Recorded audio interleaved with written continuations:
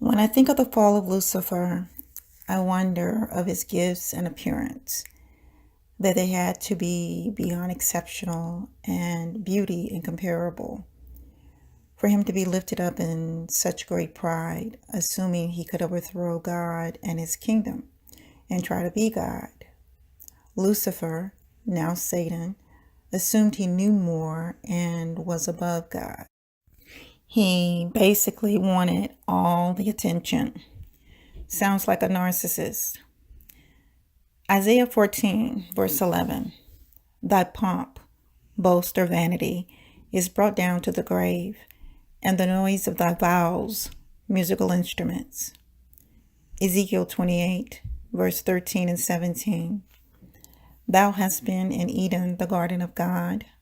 Every precious stone was thy covering, the sardius, topaz, and the diamond, the beryl, the onyx, and the jasper, the sapphire, the emerald, and the carbuncle, and gold.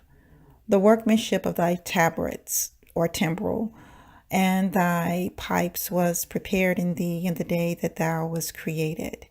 Thine heart was lifted up because of thy beauty. Thou hast corrupted thy wisdom by reason of thy brightness. An evil began and was birthed within Lucifer, now Satan.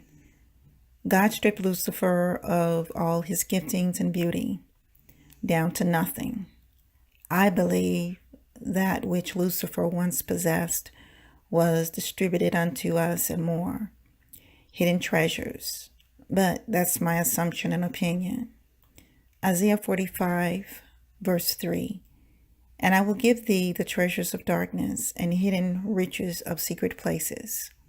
Also in 2 Samuel chapter 6, it speaks of David carrying the ark of the Lord aside into the house of Obed-Edom, the Gittite, because David was displeased and afraid of the Lord of what he did to Uzzah. So God blessed the house of Obed-Edom to provoke David to jealousy.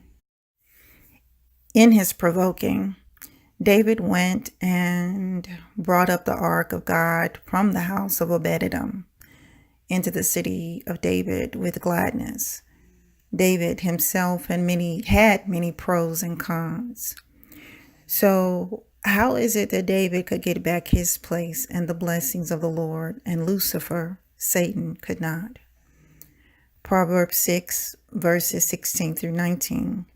These 6 things doth the Lord hate, yea, 7 are an abomination unto him: a proud look, a lying tongue, and hands that shed innocent blood, a heart that deviseth wicked imaginations, feet that be swift in running to mischief, a false witness that speaketh lies, and he that soweth discord among the brethren.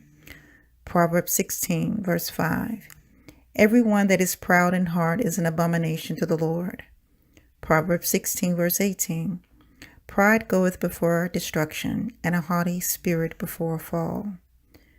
Well, despite David's many falters, he never tried to rise himself above God the Father, Antichrist, and he had a repentant heart, quick to turn and change from his ways, a man after God's own heart.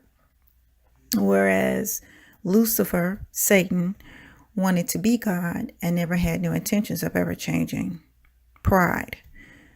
Now, there's a difference between wanting to be God and wanting to be like God. We were created in his likeness, but that's not what Lucifer wanted then or now, including his followers.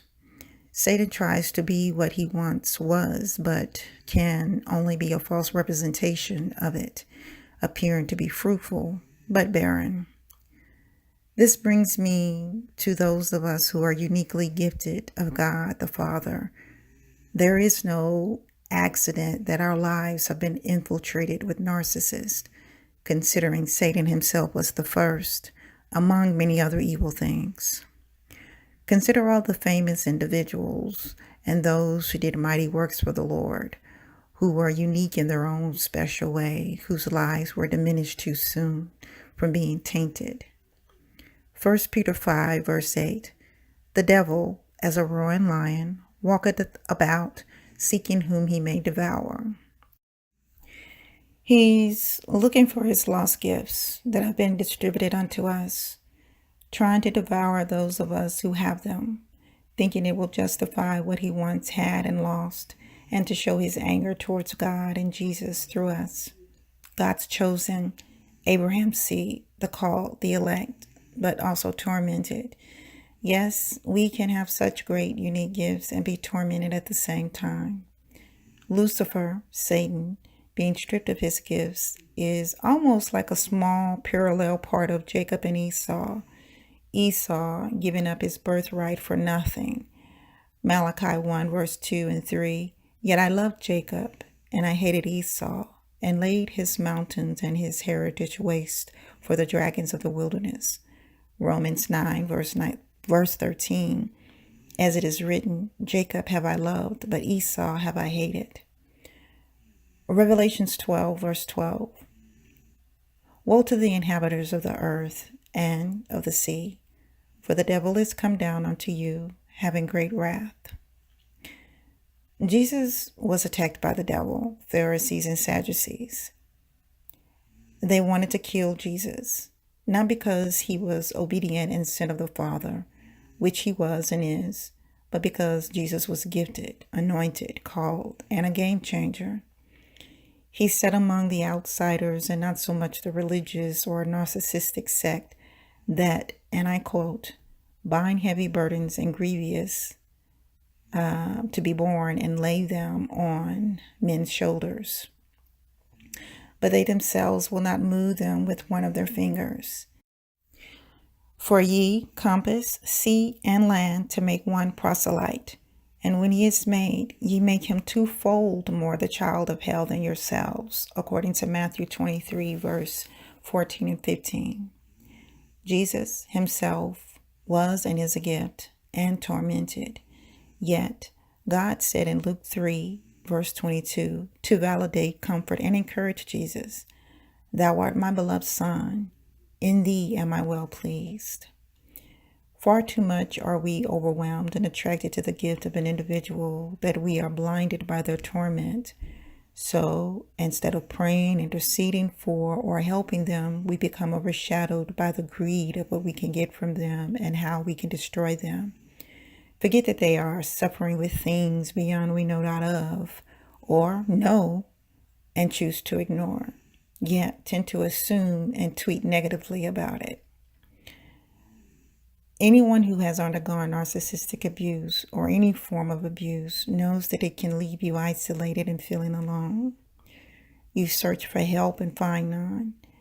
Yes, we all make our own choices in life, some blindedly, that leads us in the end where we may or may not want to be. Still, we need help at times.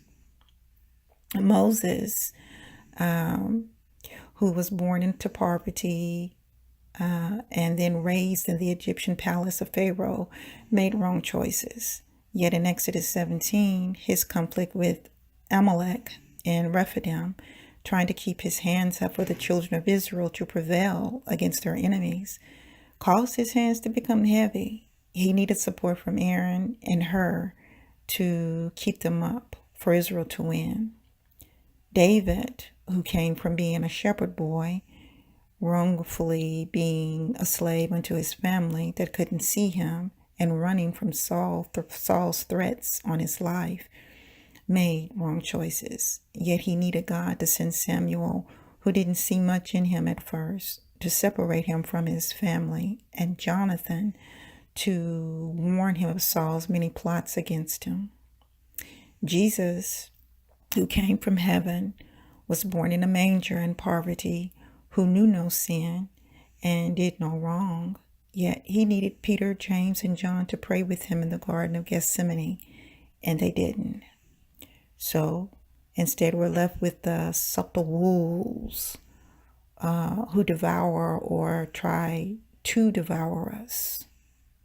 In Moses' situation, it was Pharaoh and the children of Israel. In David's situation, it was Saul. In Jesus' situation, it was Judas, the Pharisees, and the Sadducees. For many of us, it can be those that brightly surround us, flatter us intensely, agree with us on things they have no value or interest in, yet waiting for our demise. If you recall, Jesus had more enemies at the cross than he did loved ones, and they stayed to see his suffering until his final breath. So what does that tell us? Well, a lot. Narcissists love their handiwork, and why not? Their father, Lucifer, was the first one.